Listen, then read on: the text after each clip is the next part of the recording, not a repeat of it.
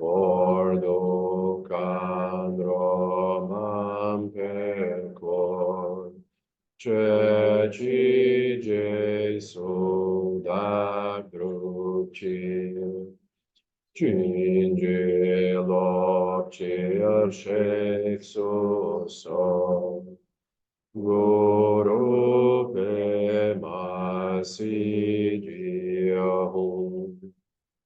Honor genio genub Johnson, e mages ardom pola, yatsen jogin yodrum yen, e majum eshek sudra. Ordo candromam pecor, ceci Jesu da cruci, ginge nocte sexus guru pe masidiahum.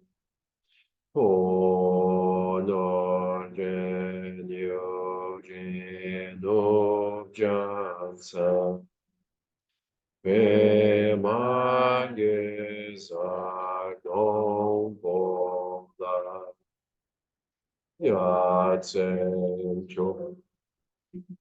jodrum ye, pe majum sexudra. Ordo candro mampeco, ceci Jesu da cruci, ginge larce ascexus Guru pe masidiahum. Sanje Jodan Sochi Jonam La Jam Cho Bardo Dani Japso Chinandagi Genso Jupe Sonanchi Drola Penchi Sanje Drupa Sho Sanje Chodan Sochi Chodan La Jancho Bardo Dagi Chapsochi Dagi Jinso Jipe Sonamchi Drola Pentir Sanje Dropasho Sanje Chodan Sochi Chodan La Joncho Bardo Dagni Chapsuchi Dagi Jinso Jipe Sonanchi Drola Pentir Sanje Drupa Sho Oha Om Benzara Guru Pema Siji Hom Oha Om Benzara Guru Pema Siji Hom Oha Om Benzara Guru Pema Siji Hom Om Ha Om Pema Siji Hom. Om Ha Om Benzara Guru Pema Siji Hom. Om Ha Om Benzara Guru Pema Siji Hom. Om Ha Om Benzara Guru Pema Siji Hom. Om Ha Om Benzara Guru Pema Siji Hom. Om Ha Om Benzara Guru Pema Siji Hom. Om Ha Om Benzara Guru Pema Siji Hom. Om Ha Om Benzara Guru Pema Siji Hom. Om Ha Om Benzara Guru Pema Siji Hom. Om Ha Om Benzara Guru Pema Siji Hom. Om Ha Om Benzara Guru Pema Siji Hom. Om Ha Om Benzara Guru Pema Siji Hom. Om Ha Om Benzara Guru Pema Siji Hom. Om Ha Om Benzara Guru Pema Siji Hom. Om Ha Om Benzara Guru Pema Siji Hom. Om Ha Om Benzara Guru Pema Siji Hom. Om Ha Om Benzara Guru Pema Siji Hom. Om Gate Gate Paragate Parasangate Bodhisoha. Om Gate Gate Paragate Parasangate Bodhisattva. Om Gate Gate Paragate Parasangate Bodhisoha. Om Gate Gate Aragate Arasangate Bodhisoha. Om Gate Gate Paragate Parasangate Bodhisoha. Om Gate Gate Paragate Parasangate Bodhisoha. Om Gate Gate Paragate Parasangate Bodhisoha.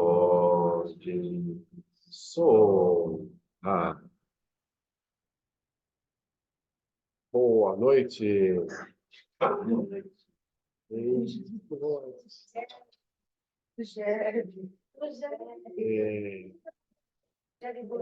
Jabimores. Né? Hoje Eu assisto que é nova no Gênero. Mariana Cecília, assim, eu falei muito dela. Eu assisto a minha amiga, que é nova no Gênero. Bia. Tudo bem? Tudo bom? Né? Os ventos do Dharma. Chegou uma sacola aqui. A velha guarda, né? Acho que é. Chegou uma sacola. Deve ser assim, a proximidade do carnaval. Né? E eu espirro. Ai, ai. É, foi, né?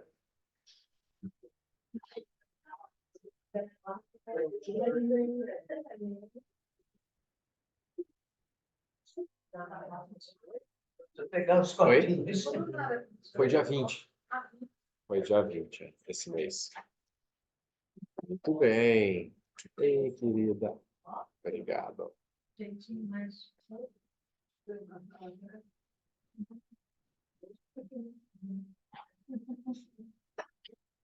Nick, consegue um copo também? Ah, a Márcia vai. Beleza. Obrigado. Só esperar eles chegarem.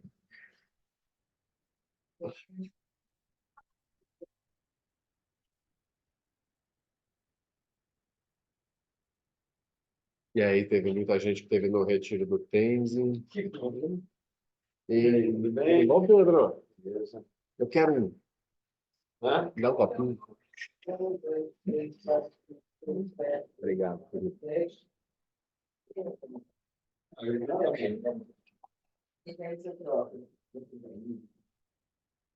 Então, Tudo bem.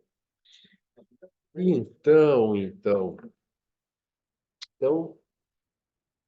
sobre a meditação, assim, né? Acho que é bom a gente sempre lembrar o que está fazendo, né? Então, quando a gente medita assim, onde é que a gente está o tempo todo?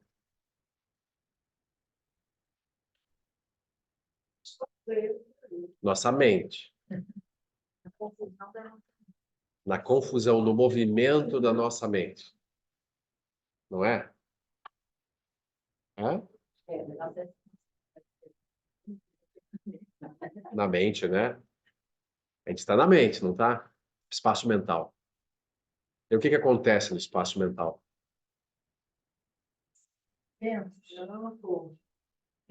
Ventos. Né? Muitos pensamentos. Estímulos sensoriais, não tem? Imagens, sons, memórias, sono, dores. Mas tudo, absolutamente tudo, está ocorrendo onde? No espaço da mente. Então, a meditação o tempo todo ocorre no espaço da mente, não é? Então, isso é muito importante a gente saber disso, sim. É muito básico, assim, mas ao mesmo tempo é muito profundo, porque é observando esse espaço da mente e não rejeitando nada e nem buscando nada no espaço da mente que a meditação realmente vai acontecer. Né? A meditação, obviamente, não é a supressão dos pensamentos, percepções sensoriais, emoções, etc., e nem é a busca por alguma coisa específica. A gente está apenas observando o espaço da mente, lá, paradinhos, né? Olhos fechados, olhos abertos, está lá olhando. E aí aquele movimento acontecendo. E a gente observa o movimento. Aí tem movimento, quietude. Movimento, quietude. O movimento não é melhor ou pior do que a quietude. Quietude não é melhor ou pior do que o movimento. É apenas a mente dentro da própria mente, olhando a própria mente. A mente olha a si mesma, né, buscando o quê? Parece que quando a gente está meditando, a gente está buscando alguma coisa, não é? Mas mesmo esse espaço, ele gosta muito forte. não gosto. Isso. Muito movimento, a gente pode não gostar. Ou dor física, a gente não gosta. Mas mesmo esse gosto, não gosto, estão aonde? Na mente. Então, o tempo todo é mente olhando para a mente, fazendo coisas com a mente. Então, o processo da meditação é a gente se familiarizar com a própria mente, sem aceitar e sem rejeitar. Porque o Sem processo... aceitar, é. Agora você falou uma coisa, né? É aceitando tudo. É isso, mas assim, aceitando tudo, aceitar no sentido assim, tem essa dupla, né? Aceitação e rejeição, Por exemplo, tem coisas que quando acontece a gente gosta, a gente aceita, né? Então, quando, por exemplo, eu tenho uma sensação de estar mais estável, a gente que legal, a meditação está funcionando, a meditação está boa. A pessoa vai dizer, hoje minha meditação foi boa. Daí é para lá de aceitar, né? Tá. Isso, então, exatamente. Aceitação ou rejeição de qualquer coisa que aconteça na mente ainda não é a meditação em si. Então, a meditação em si é só o processo de observar absolutamente tudo que vai brotando na mente. Se a gente persiste nesse processo de observação da própria mente, a gente vai conhecendo um pouco mais a mente, vai vendo o que que a mente realmente é. Porque o Buda não disse que o processo para a liberação do sofrimento, ou seja, o processo da liberação do samsara, está no exercício de entender quem nós realmente somos e o que que a nossa mente realmente é. Ou seja, reconhecer a natureza da mente e realizar isso e não perder isso nunca mais. Isso é a cessação do sofrimento. Então, toda a prática budista, por mais ampla e complexa que ela seja, ela se resume nisso. O processo de olhar para a própria mente, reconhecer profundamente o que é a própria mente e aprender a repousar nisso, não é? Então, quando a gente olha para a própria mente, então, por exemplo, esses pensamentos, gosto, não gosto, dores, etc., qual que é a característica deles? Todos eles, sem exceção. Impermanência. Eles vêm e vão. Quando eu tento encontrá-los ou pegá-los de modo real, eu encontro alguma coisa. Se eu tento fixar um pensamento, eu consigo. Às vezes um pouco mais, um pouco menos. Mas assim, se eu olho bem na cara daqui, por exemplo, pensamento de dor, tem dor física, né? Eu olho para a sensação de dor que minha mente está operando com aquilo. Eu olho para a sensação de dor, será que eu consigo realmente localizar internamente a sensação de dor em algum lugar da mente?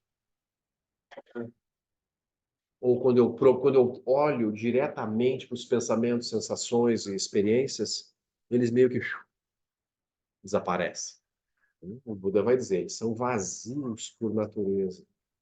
Eles não têm uma existência própria. Então a pessoa está aflita por alguma coisa que aconteceu. Aí é que dá um pensamento na mente, é uma sensação, tem um mal-estar ali.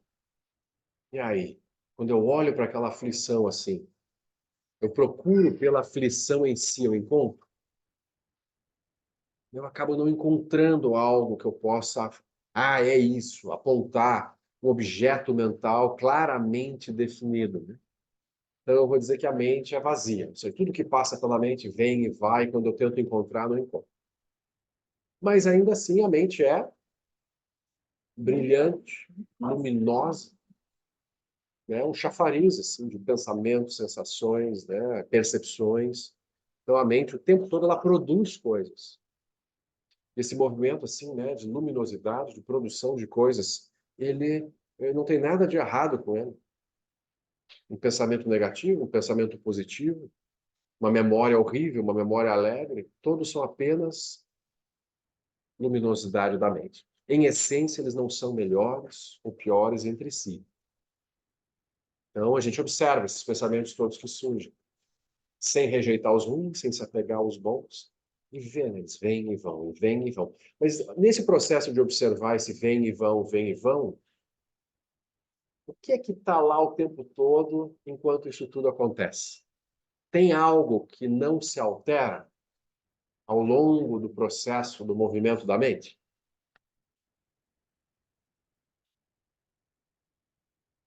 Espaço criado.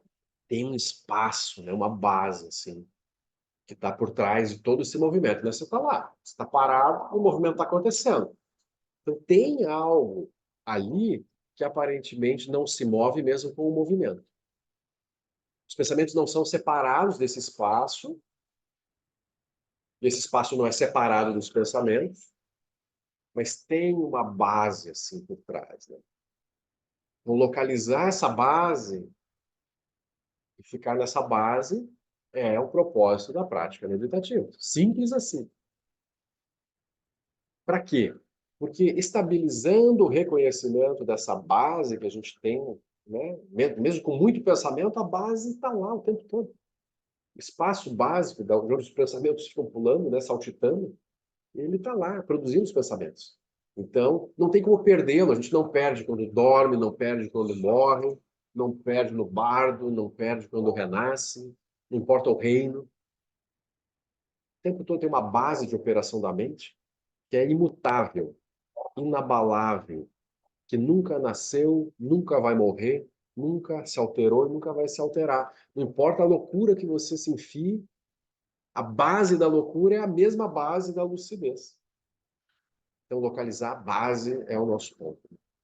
Então, ter paciência, assim, de olhar, né, com relaxamento, tranquilidade, olhar para a própria mente. Não precisa rejeitar os fenômenos sensoriais, né, eles estão acontecendo também, tudo faz parte da mente.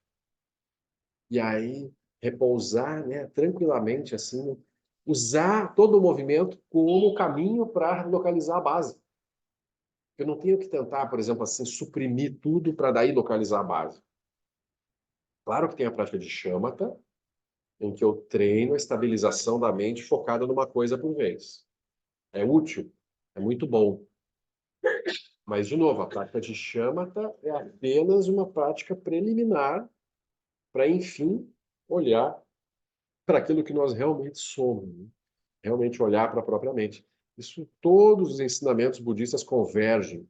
Satipatthana Sutta converge para isso, no Cânone Pali, que seria a base do budismo Theravada. O Zen, os ensinamentos do Zazen, de como praticar, convergem para isso. No budismo tibetano, todas as linhagens, sejam as sadhanas, do estágio da geração, com visualizações, criações de mandalas, deidades, palácios, ornamentos, todos eles se dissolvem na natureza da mente no final. Mahamudra, Dzogchen, Landré, todos os métodos de todas as linhagens convergem para localizar isso. O budismo Chan, chinês, o budismo terra pura, também. Por que alguém quer renascer na terra pura? Porque lá é legal? Não, porque lá é fácil de reconhecer a natureza da mente.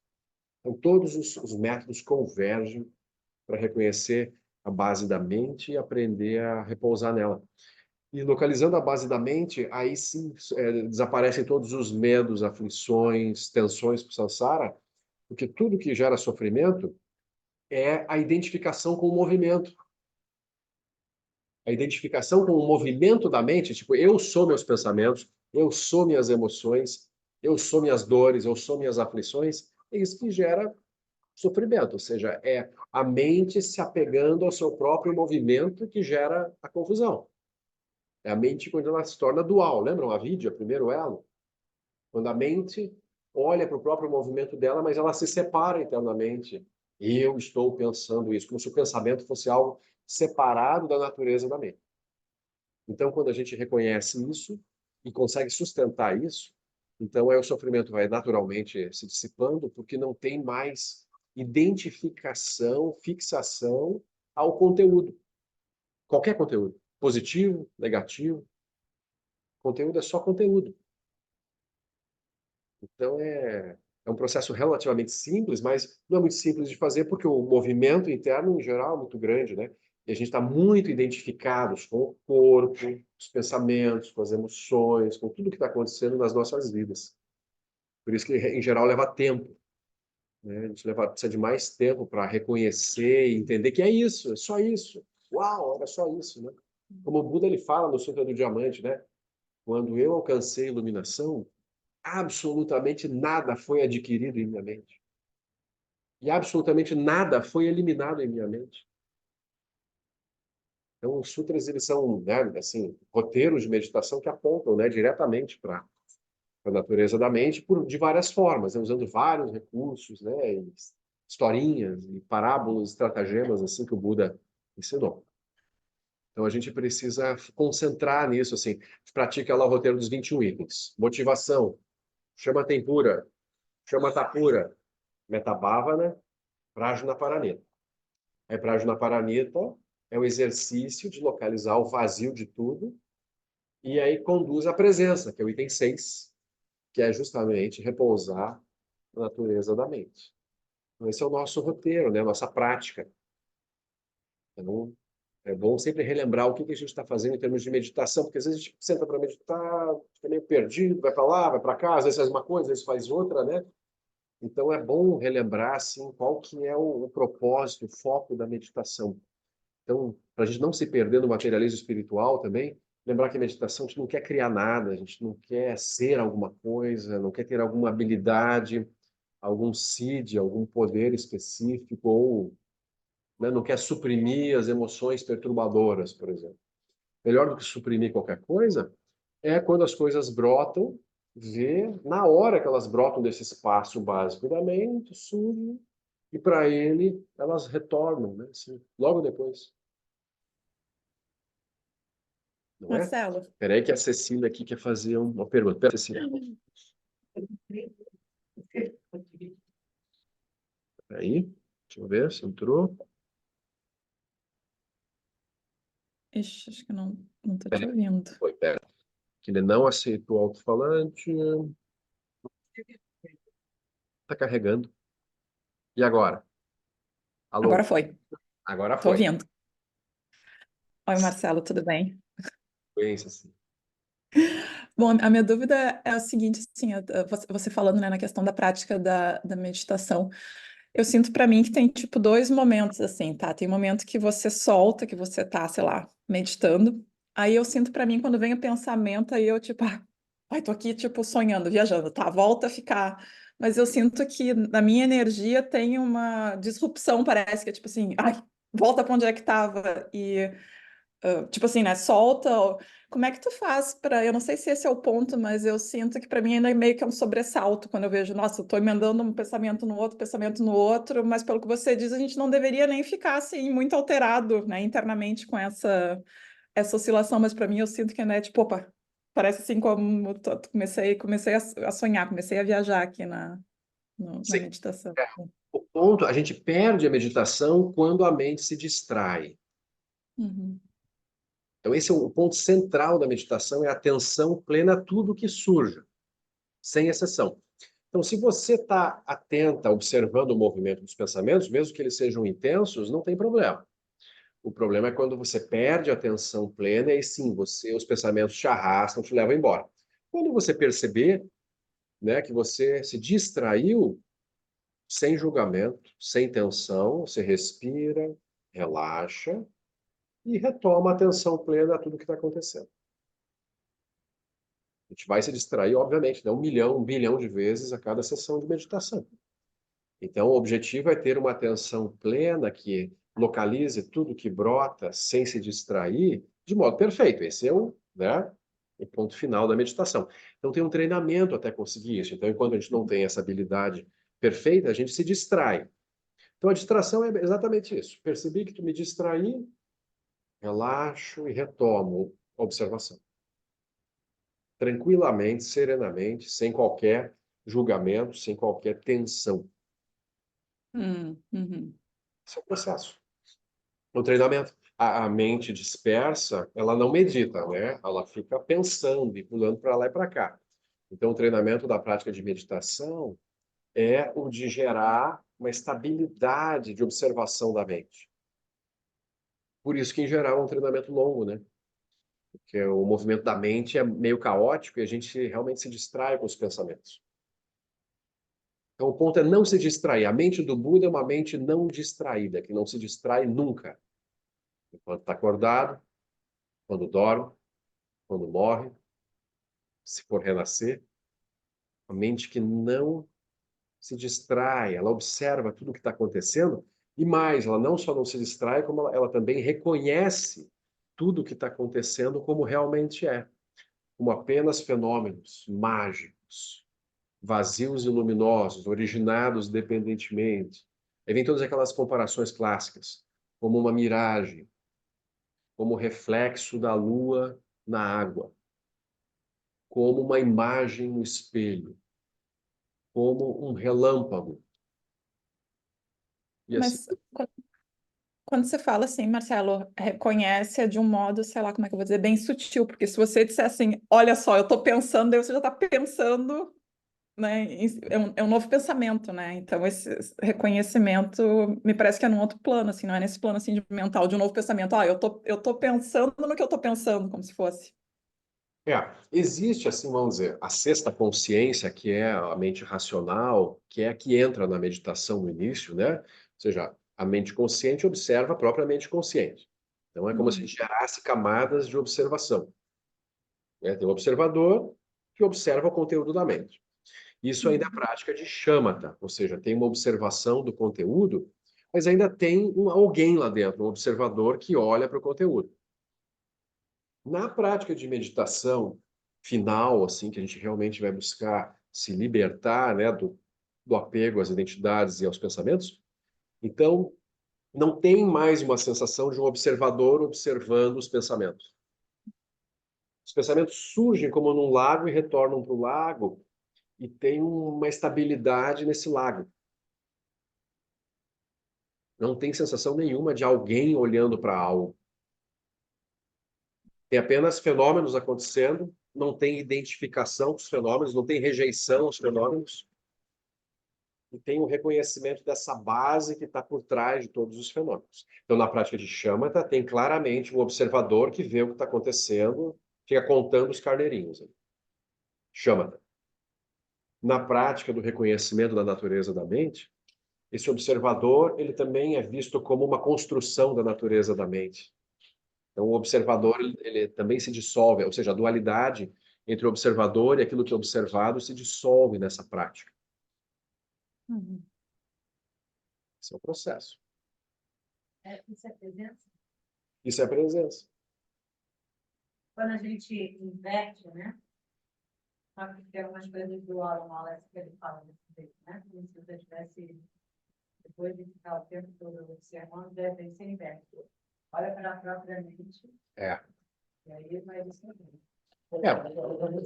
Por isso que tem algumas sugestões de investigação, né, para reconhecer isso, né? Roteiros de meditação, em que a mente olha assim, onde está a mente? Mas aí, alguém perguntando isso. É. Não tem, aí na investiga. Problema, como você sai disso? Não. O método é assim. O método analítico, ele faz uma investigação, não encontra uma resposta e aí ele se dissolve na não resposta. Então, é óbvio que não é a pergunta em si que é a natureza da mente, mas a pergunta que te deixa assim, né, o poder de uma pergunta aberta, como diz a Ana Elizabeth, né, Matis Langel. Você faz uma pergunta e não você investiga, procura, não encontra a resposta. Fica uma abertura. Tipo um bug, assim, dá um bug. É. Tela azul. Exatamente. Fica uma abertura. Você não encontra a resposta, mas não tem uma frustração em não encontrar. Né? A gente já comentou muitas vezes que Prajnaparamita é o processo de se esvaziar daquilo que não é. Não é, não é, não é, não é, não é, não é. Não é que você vai encontrar aquilo que é como um objeto. Ou seja, a vacuidade das coisas não é algo que possa ser encontrado quanto uma grandeza real. Mas você se esvazia daquilo que não é. Se você se esvaziar de modo perfeito daquilo que não é, você vai estar naquilo que é. De novo, é aquele processo de entrar de costas que o Lama Santen usa essa comparação. Ou seja, você não vai realizar a natureza da mente ou realizar a perfeição da sabedoria tentando entrar de frente, assim, forçando aquilo como um objeto de conhecimento que eu tento entender. Não vai. Você vai se esvaziar de tudo que não é. E para eu conseguir me esvaziar, não é um processo de me esvaziar de pensamentos, por exemplo, né? Como seria um processo de supressão. Mas é um processo investigativo que vai analisando tudo. Sim, onde é que está a mente? Aponte a mente para mim. Então, os mestres pedem para os alunos lá. Tudo é mente? Você diz que tudo é mente? A mente cria tudo. Então, me aponte a tua mente. Me mostre a tua mente. Aí o cara vai lá e está em 3 anos de retiro, tentando localizar a mente para poder mostrar ela para o mestre. Ou assim, quando você acha que você localizou a natureza da mente, ela tem cor, ela tem forma, ela tem alguma característica que você possa apontar? Ela é masculina, feminina, ela é jovem, ela é velha, ela é humana. A natureza da mente tem alguma característica que você consiga definir sobre ela? Fica buscando, tem que fazer um exercício, não basta saber, ter lido um monte de textos em que os mestres dizem o que é, né? Não adianta, você tem que fazer o teu processo de investigação e parar. Então, assim, quando você investiga e não encontra, aí você repousa no não encontrar. Tem uma abertura que acontece, assim. É como se surgiu um espaço no fluxo alucinado de conceitos e pensamentos e fixações. A gente repousa um pouquinho, mesmo que seja por segundos, naquela abertura. Aí, daqui a pouco, a distração volta e a mente segue o seu fluxo usual de coisas. Aí você retoma a análise. Opa, me distraí. Agora, de novo, vou analisar de novo a própria mente. Busco. De novo, não encontro, tem uma abertura. Repouso na abertura. Daqui a pouco me perco de novo. E a gente vai fazer isso até estabilizar. Ela não vai, é porque além de dar uma atividade, ela também. Exatamente. Ela é vazia, luminosa e dotada de uma energia dinâmica. Às vezes também se traduz como uma qualidade cognoscitiva, uma inteligência. Tem um brilho na mente. A mente não é morta. A mente não é, ela é vazia, luminosa e tem consciência, tem um brilho cognitivo ali dentro. Ela não está morta. Por exemplo, assim, quando se usa o exemplo do céu, a mente é vazia como o céu. É uma comparação que se dá, às vezes, para mostrar a amplidão da mente livre. Mas o céu não tem pensamento. O céu não é, ele não tem pensamento cognitivo. A mente tem. Então, a mente é isso, vazia, luminosa e viva, dotada de uma qualidade viva de energia e de inteligência que se manifesta de infinitas formas.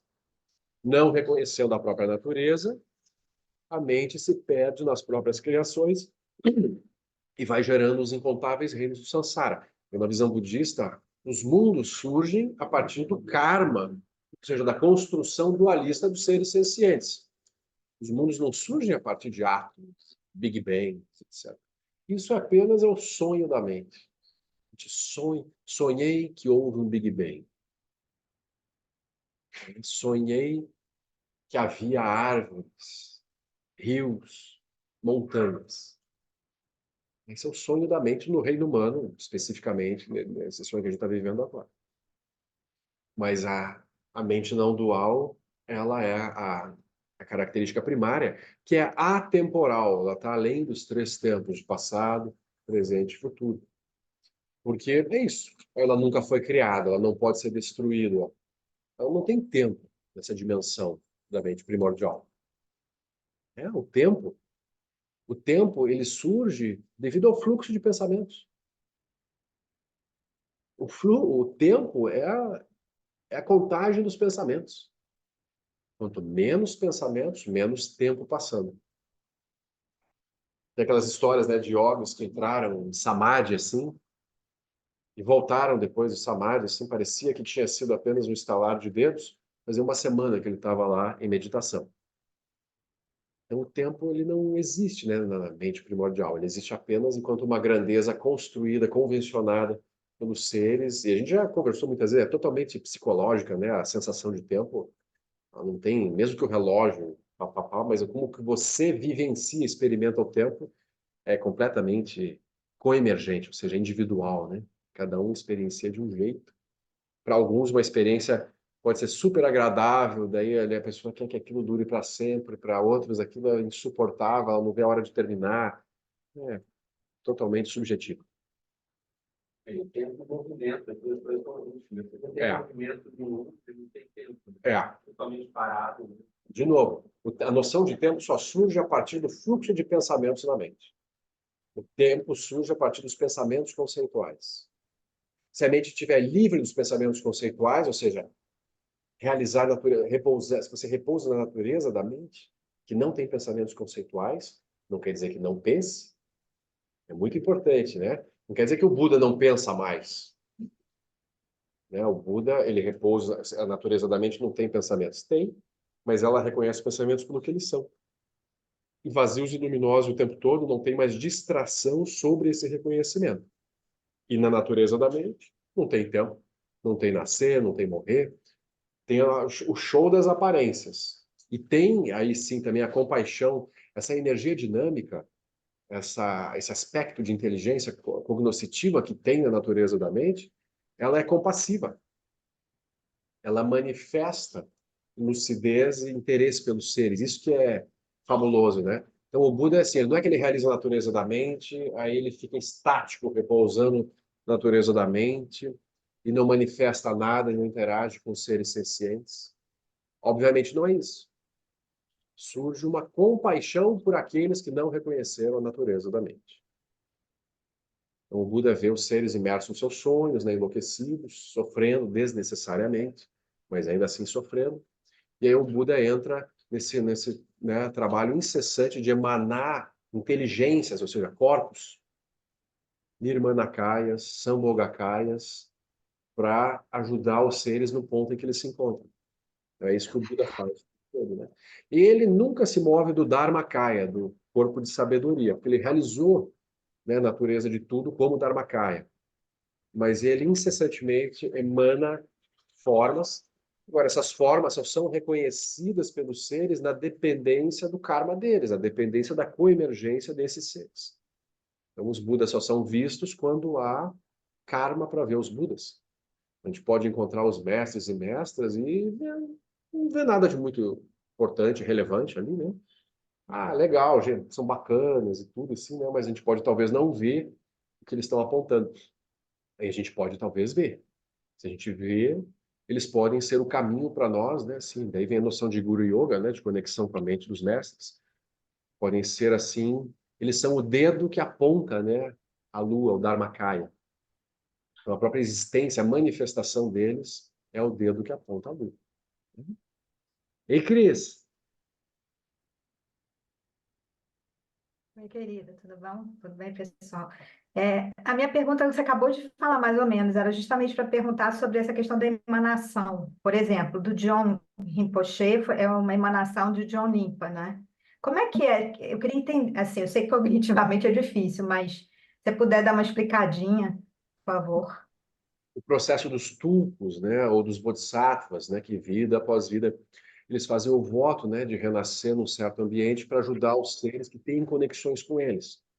Então, assim, a mente mais lúcida, ela consegue direcionar melhor os seus renascimentos do que uma mente não lúcida, que é arrastada pelos ventos kármicos, né, para lá e para cá. Então surge, né, a noção de seres que renascem, né? Os tulkus, por exemplo, no Tibete, ou mesmo em qualquer outro, né, qualquer outra, vamos dizer assim, linhagem budista. Mas no Tibete eles se especializaram um pouco, né, nesse formato, assim, de como que um bodhisattva, vida após vida, é reencontrado, né, treinado para ajudar os seres. Então, e às vezes assim, uma mente lúcida, ela pode emanar várias formas, né? A mente não é localizável geograficamente, né, pontualmente. Então, por exemplo, Jamyang Khyentse Wangpo, ele teve 5 emanações principais, assim. Tá, Rafael, eu tô assistindo uma aula aqui. Tá certo, Que tá bom. certo. Então, os mestres assim, realizados, né? Eles podem emanar muitas formas, porque não tem mais um ego, né? O Nirmanakaya, ele não é um indivíduo assim que tem uma sensação de existência real individual. Ele é apenas uma forma emanada. Ele é uma forma mágica. Então, por isso que o mesmo tulco pode emanar muitos assim outros tulcos. E mesmo em vivo ele pode emanar outras formas, porque a emanação não é um corpo, a emanação é uma mente. É uma mente específica que se manifesta. Então, por exemplo, um tulco vivo ele pode assim se manifestar na mente num outro corpo, por exemplo. Então, essa é a noção de emanação. Nirmanakayas, corpos de emanação. Eles surgem a partir dessa lucidez, dessa intenção iluminada dos seres, eles aparecem de múltiplas formas. Por exemplo, o Guru Rinpoche tinha lá as 8 emanações principais e incontáveis emanações secundárias. Isso não é assim só uma metáfora, isso é literal. É possível emanar. É como se você, assim, quando você realizar que a tua mente não está dentro da tua cabeça, no teu cérebro, ou seja, você não identificar a tua mente apenas com esse corpo, com essa existência, com esses pensamentos, você entender que tua mente O Wi-Fi aberto sem senha. é mais ou menos isso aí, isso aí. Liberou a senha da É, quem tiver lá. É um 7G, assim, né? Em todas as direções, né? Liberado. E aí é não local, assim, né? É uma coisa, tipo, assim, realizar que o elétron ele tem infinitas possibilidades de manifestação, tem uma curva de probabilidade de manifestação do elétron, e entender que o elétron é todas as possibilidades, ele não é uma. Na verdade, ele é todas. E a mente também, ela não é uma. Ela é infinitas possibilidades de manifestação. Então, o ser iluminado, ele realizou isso, que ele não é uma coisa em específico. Então, a mente dele pode, assim, fazer um broadcast, né? Ela vai falar em todas as direções. Então, o Buda, ele pode estar se manifestando no reino humano, no reino dos infernos, no reino dos animais, sob múltiplos corpos, múltiplas formas. E, ao mesmo tempo, também o Buda não é uma coisa só, não é uma mente única também. Ah, é a mente do Buda, então é uma coisa só. Também não é. Então, a mente do Buda não é nenhuma, nem muitas. Então, Amitabha é diferente de Akshobhya. Eles são separados, eles são iguais. Então, eles não são nem iguais e também não são diferentes. Aí vem essa dialética assim, no caminho do meio, que é muito útil assim, para análise das coisas. As coisas não são nem separadas e nem são uma coisa só. Isso gera um estranhamento. Então, é um dos raciocínios que se usa, né, para olhar para a mente, para olhar para os objetos, para localizar a vacuidade, né, das experiências. É, não é, mas é. É como? É assim, né? É a talidade dos fenômenos. Né? Ou seja, os fenômenos nem existem, nem inexistem, nem uma mistura de ambos, nem a negação de ambos. Então, pelo aspecto filosófico, a gente vai investigar usando os 4 extremos conceituais e vendo, né, que não tem como localizar as coisas, os objetos, o corpo, as experiências e a mente, não tem como localizar nem como existentes, nem como inexistentes, nem como ambos, nem como nenhum. Esse é um caminho da investigação filosófica, né? E o caminho mais direto, o caminho da meditação assim direta seria esse, assim, de observar a mente, olhar para a própria mente de modo profundo e recuando, né, nas camadas e vendo o que que não se move quando tudo se move. É um método mais empírico, mais experiencial, assim. Que tem muitas armadilhas também, porque a pessoa às vezes acha que achou a natureza da mente e ela pode ter localizado alguma dimensão construída também. É muito fácil de se enganar nesse caminho. Todos os mestres alertam sobre isso, que é muito simples, mas ao mesmo tempo pode se tornar meio complicado, porque assim, vamos dizer assim, o hábito da mente de se fixar em experiências duais é muito profundo, não é superficial, não é raso. Às vezes a pessoa acha que está numa experiência não dual, assim, porque é muito difícil de ter certeza sobre isso, tanto que os praticantes eles vão lá, praticam e retornam para os mestres. Ó, mestre, minha experiência de meditação é essa, essa e essa. Será que é isso? Em geral, tem que verificar o que está acontecendo assim com alguém.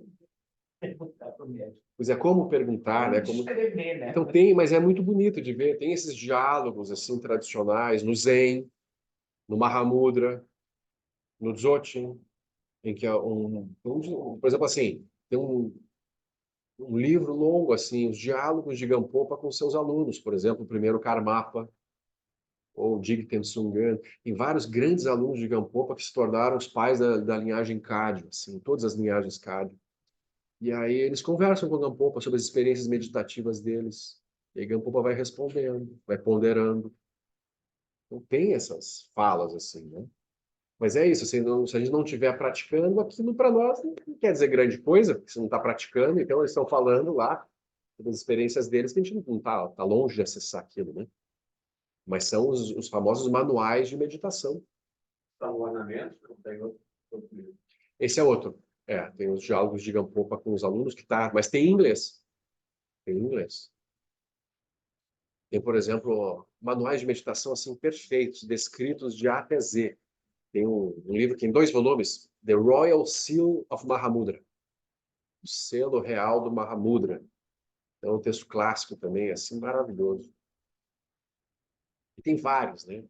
Tem vários mestres que descreveram esses textos assim sobre meditação, não mais descrevendo assim, né, o Dharma nos seus aspectos assim relativos, né, todo o caminho, os passos do caminho, mas que vão direto assim no treinamento da meditação, né?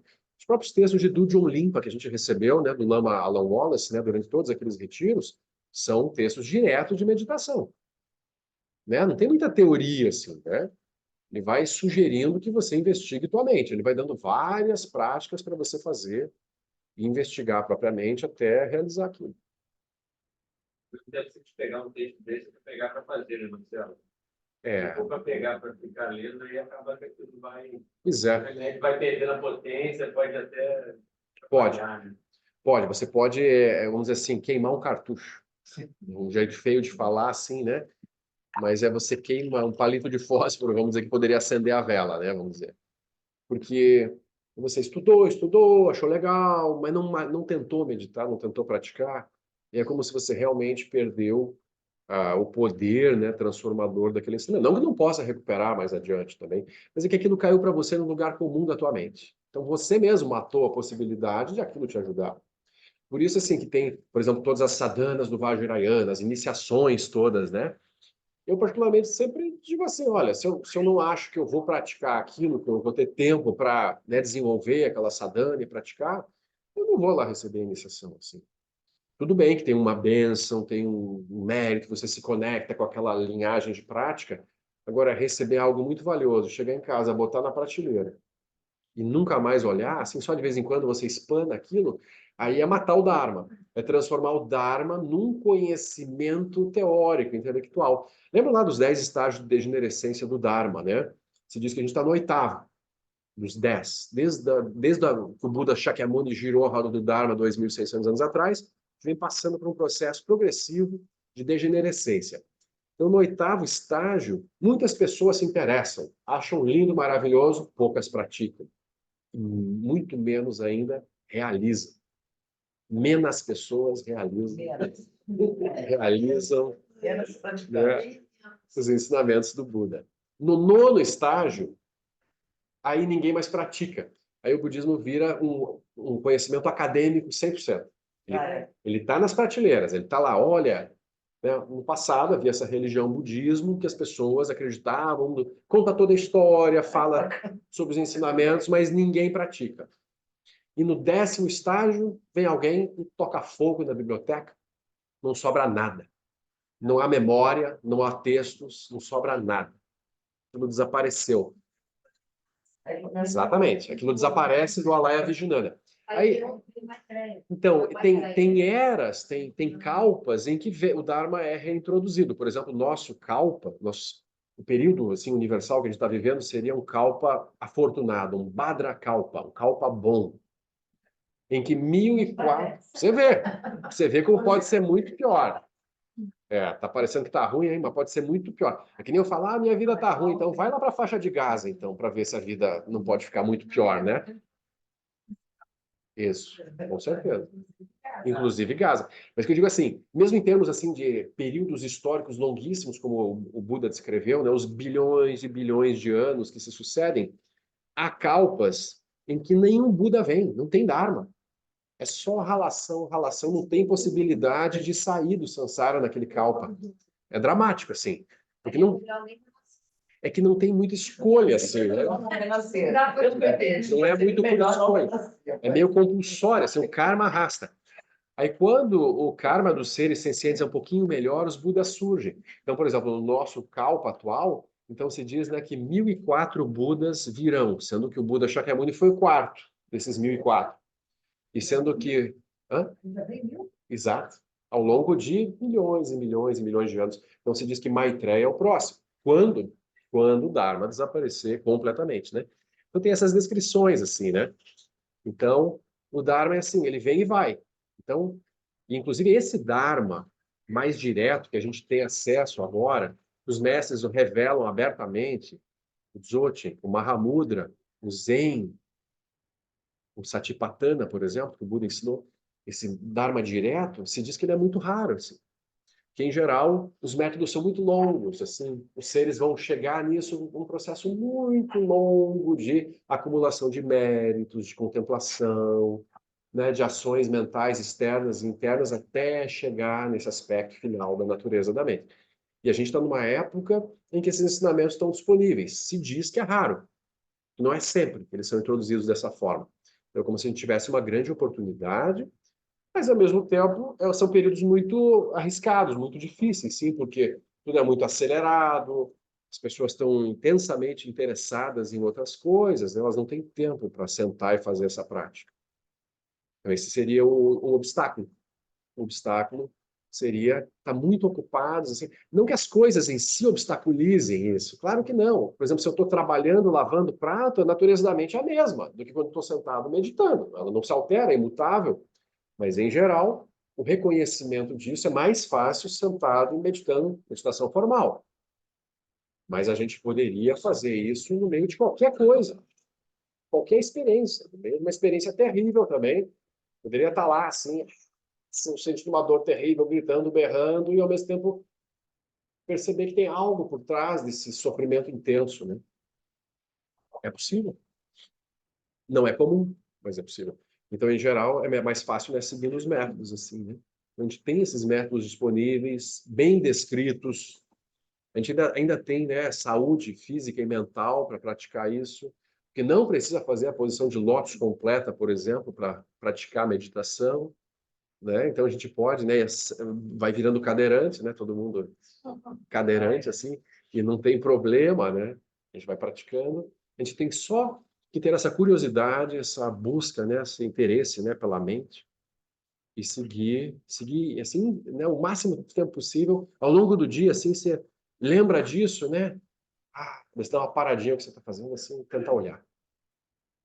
Né? Buscar isso, esse espaço vazio, luminoso, assim, que está o tempo todo lá. Não tem nada que altere, né? Então é melhor fazer isso enquanto a gente, né, não adoecer e morrer. E daí, assim, claro que, né, se a mente, por exemplo, a mente humana, ela precisa como base de apoio do corpo humano, né, para operar. Então, quando o corpo humano começa a ter degenerescências variadas, assim, pode chegar um momento em que a mente não opere mais bem através desse corpo humano, e aí tem muito o que fazer, daí tem que esperar morrer, né, e seguir, né, assim, no bardo pode acontecer muitas coisas, né, do bardo, do vir assim. Pode. Aí a gente precisa isso. Daí que vem também a importância da acumulação de méritos também ao longo da vida, de tentar, né, fazer coisas boas, generosidade, moralidade, paciência, acumular características e assim de modo que a nossa mente se identifique com o reino humano. Melhor do que a mente se identificar com outros reinos, né? Assim, ela fica muito solta. Então, nesse sentido, a acumulação de méritos é importante. Como assim, uma base kármica que vai me conduzir a um renascimento positivo, né, de alguma forma, assim, no sentido do Dharma, né? Então é isso. Hoje eu achei melhor, como a gente vem meditando. Hoje foi uma revisão, né? Eu achei, né? Porque aproveitou que ela tinha para fazer uma revisão. Não, a gente falar sobre a prática meditativa, né, assim, porque a gente fala muito sobre os estudos, né, os conteúdos variados. Sábado a gente fez um curso lá de introdução à meditação, né, o pessoal novo, assim, chegando. Não é bem esse assunto, não. Lá a gente começou com o beabá da meditação, né, mais simples, assim. Não chega nisso, né, no curso de introdução.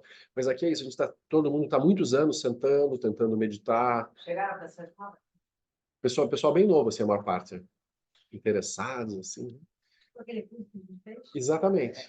Oh, Introdução à meditação. Vocês conheceram, que deu origem a isso aqui. Exatamente. A gente começou a fazer lá em 2010, né? A gente começou a fazer lá. Todos nós, né? Vamos... É bom, é. Dá pra fazer aquele intensivão assim, né? E aí a pessoa muito se interessa e começa a praticar. Mas é um processo da prática também, de novo, também é aquela coisa tipo tango, assim, né? Um para frente, dois para trás, né? Assim, não é? Você não pode fizer um gel?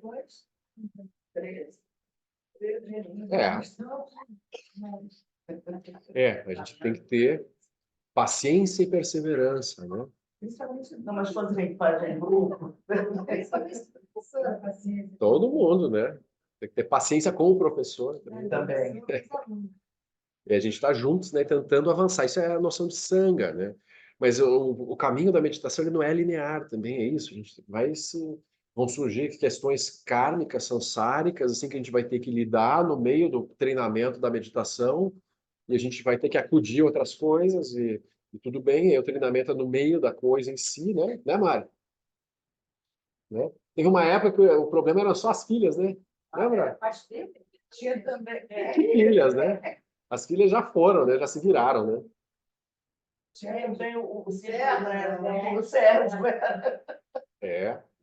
É isso, né? O meu moço vai trocando, novos problemas, outros demônios vão surgindo. Os desafios vão mudando, com certeza.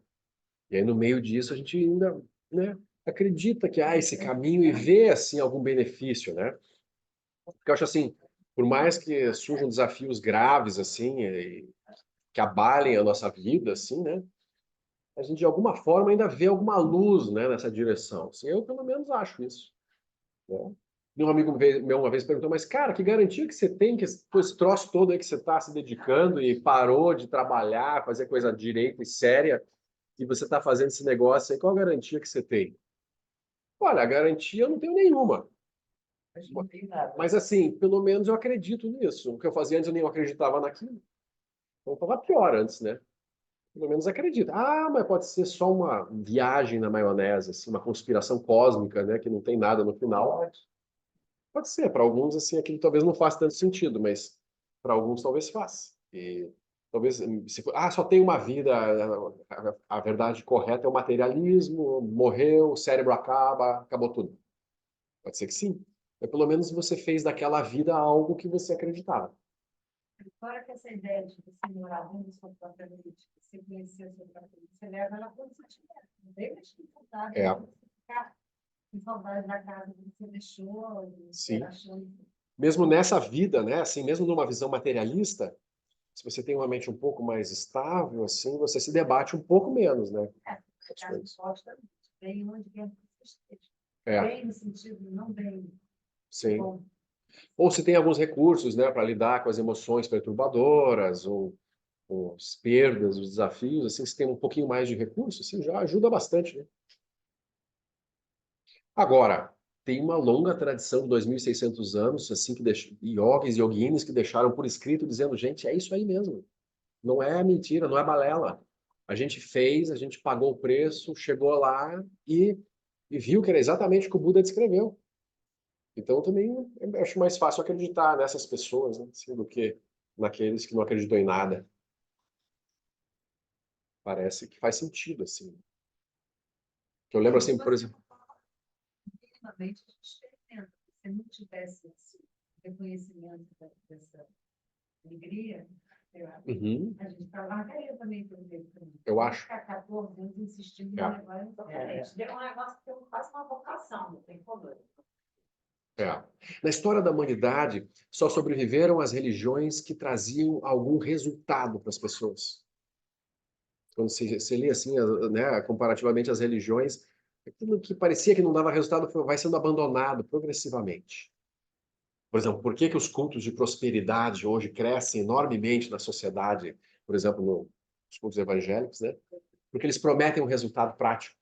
As religiões são muito práticas, assim, teoricamente. Por exemplo, assim, as pessoas querem isso, querem batizado, querem uma bênção, querem uma reza, querem alguma coisa assim que melhore a vida prática delas. Tudo bem que tem gente assim que é mais filosófico, mais metafísico, mas a grande maioria das pessoas quer resultados práticos, assim. Se não funciona, vai seguir naquilo, um negócio que não funciona. Eu não sei, assim, tem gente que reza, reza, reza, não acontece nada e segue rezando. Eu, se rezasse, não acontecesse nada, peraí, não tá funcionando. Vamos, a reza, tô rezando pro santo errado, né? Vamos virar o santo, alguma coisa, né? Então tem alguma coisa assim. E eu acho, assim, que o budismo é muito pragmático, é muito empírico. Né? Você faz alguma coisa e percebe alguma coisa, assim. Agora, é rápido, né, para realizar isso de um modo perfeito, assim, aparentemente não é, né? Não é muito rápido. Mas é isso. Deixa a gente. Né? Vida é nós, né? Mas ainda assim tem alguma coisa assim que parece que vai andando lentamente, assim, né? Apesar de ser um processo não contínuo, né? Não estável, né? Ô, Cecília, espera só um pouquinho aqui, deixa eu colocar de novo aqui. Ele desliga sozinho, ele tem que reviver aqui. tem que ir para outra vida. Deixa eu ver. Oi? Espera aí. Pode falar? Oi, tá me ouvindo? Ah, sim, agora foi. Eu queria só voltar, Marcelo, no primeiro ponto que tu, enfim, quando eu conectei, você estava falando que onde é que a gente está quando a gente está meditando? A gente está dentro da nossa mente, né? E começou nessa discussão. Mas na verdade a gente está sempre dentro da nossa mente, né? Só que quando a gente para meditar, a gente isola um pouco mais as coisas externas que a gente acha que é externo, né? Mas seria isso, na verdade, a gente está sempre vivendo dentro da nossa mente. O tempo todo. O tempo todo você não sai do teu espaço mental. Aí uma das metáforas que se usa assim, você tem o tempo todo você está dentro de uma bolha espelhada por dentro. Uhum. Esfera espelhada por dentro. Para onde você olha, você vê você mesmo. Você vê as tuas projeções, você vê, né? Porque pensa assim, ah, mas eu estou vendo com os meus olhos. Você não está vendo com os teus olhos, está vendo com a tua mente. A tua mente constrói as imagens mentais que os olhos captam lá, os raios luminosos, etc., mas eles são só um órgão sensorial. Agora, onde é que estão as imagens realmente? Onde é que estão os pensamentos? Onde é que estão as emoções? Estão no corpo? Estão fora? Eles estão na mente. E a mente está aqui, está dentro do cérebro, está dentro do coração, está espalhada em cada célula. Então, por isso que a gente investiga, né? Onde é que está a mente? É uma pergunta importante, assim, para ir quebrando a noção de que a mente está no cérebro. E daí a meditação, pelo menos. Tradicionalmente também se fala assim, né? Corpo, fala e mente. Para os orientais, assim, tem mais essa identificação, a mente mais na região do coração, mas também não está no coração, obviamente. A mente não está em lugar nenhum. Sim. Então, sim, lembrar disso, Cecília, assim, que o tempo todo eu estou no meu espaço mental. E aí eu converso com pessoas que cada uma delas está no seu espaço mental. Então, cada um na sua bolha espelhada. Por isso que a comunicação é truncada, né? A comunicação é confusa, porque cada um fala a partir do seu mundo interior, e aí o outro ouve a partir do seu mundo interior, já distorce a mensagem do coleguinha, e aí responde a partir do seu mundo, aí o outro recebe outra coisa, né? E fica um telefone meio sem fio, assim, né? Meio complexa a comunicação. Por isso que a gente, através da prática, né, meditativa, assim, desse esvaziamento, né, dos conteúdos internos, vai surgindo aqui a sabedoria do espelho, que seria, né, no Buda, a capacidade de ouvir o outro sem distorcer a mensagem que o outro manda. Então, o Buda consegue entrar na bolha do outro, porque como ele não distorce, ele acessa, o outro manda a bolha dele e o Buda vê a bolha dele. Porque o Buda, ele não quer nada do outro, ele não tem projeção inconsciente mais nenhuma dele sobre o outro. Então o Buda vê com clareza o que está acontecendo com o outro, o sofrimento do outro, a dificuldade do outro. Então isso é um ser com a mente que é como um espelho perfeito. Até lá, os bodhisattvas ainda têm algum grau de confusão. Então, os bodhisattvas tentam ajudar os seres, mas, assim, às vezes acertam, às vezes não acertam, às vezes interpretam adequadamente, às vezes não interpretam. Então, por exemplo, os professores lá, eles vão lá, a pessoa vai lá, recebe as instruções, daí aquilo funciona mais ou menos, daí ela volta, recebe outras instruções, e vai indo, né? Esse é o processo. Mas eu sinto que a meditação ajuda a gente a enxergar que a gente está todo o tempo na nossa mente, mesmo quando a gente não está meditando, né? Só que daí tu separa mais, porque, não sei, eu tinha a sensação de antes de começar a praticar o budismo, que eu achava sempre as coisas muito externas. Ah, não, eu tô assim porque tal coisa aconteceu, tal coisa, assim, tu não tem muita ingerência na tua vida, assim, e te dá a sensação que as coisas estão sendo impostas para você. E aí depois, então parece que isso vai... Surge um observador na meditação que começa a observar tudo que está acontecendo o tempo todo. Isso é bom, é o surgimento da atenção plena, né? A gente vai trabalhar para tentar desenvolver essa atenção plena a todos os fenômenos. E é isso. A pessoa também vai entendendo que tudo é coemergente, ela vai saindo de qualquer processo também de vitimismo kármico, né? Assim como se tivessem forças ocultas que estão me prejudicando. Ela percebe assim, tudo que acontece é inseparável do meu mundo interno. Então, esse já é um passo mais adiante ainda. O observador não só observa, como ele entende a coemergência dos fenômenos, né? Então, assim, a prática que acontece na meditação, ela tem que ser carregada, com certeza, né, para o dia a dia. Isso aí. Oi, Mariana. Oi. Boa noite, gente. Tá me ouvindo, Marcelo? Super bem. Meu celular. Tá ouvindo? Sim. Ou não? Tá. ele já adquiriu uma consciência também mais búdica, então ele resolve funcionar quando ele quer. No caso, eu estava pensando sobre o que a Cecília está colocando. Achei bem interessante o que ela colocou, porque eu acho que é uma coisa que acontece muito com a gente, né? Essa coisa de a gente começar a meditar em chama, e vir vários pensamentos, que eu acho que decorre dessa questão que a gente está vivendo, né? Muito acelerada, de estar muito plugado com tudo, muita coisa. E aí, eu até ia fazer uma pergunta para ela, que é o seguinte: uma coisa que me ajudou muito uma época foi que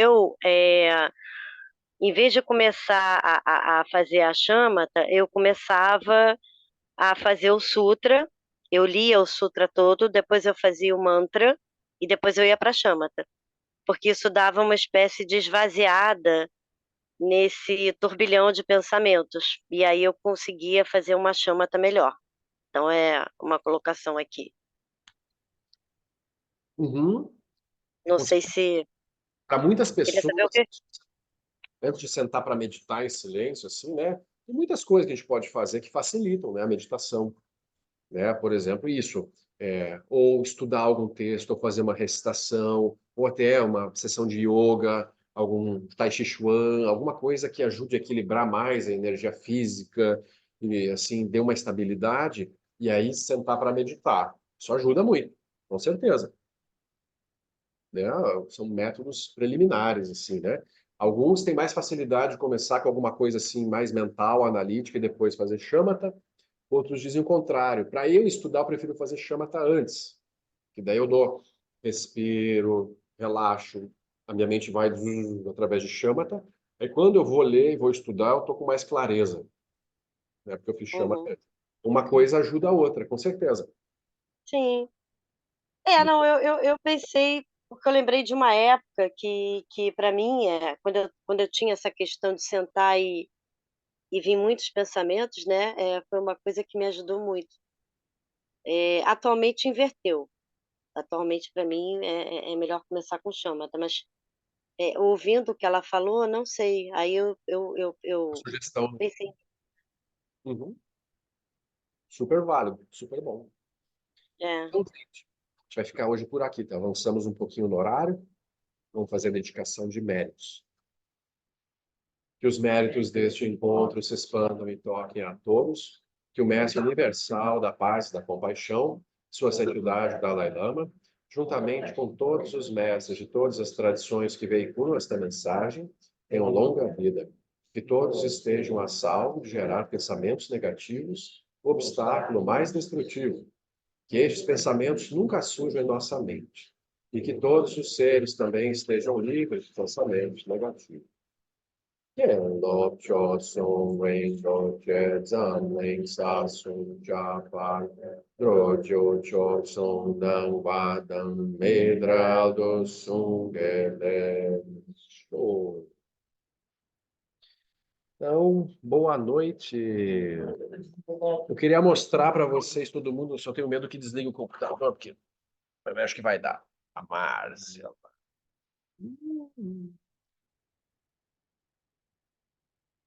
Ei.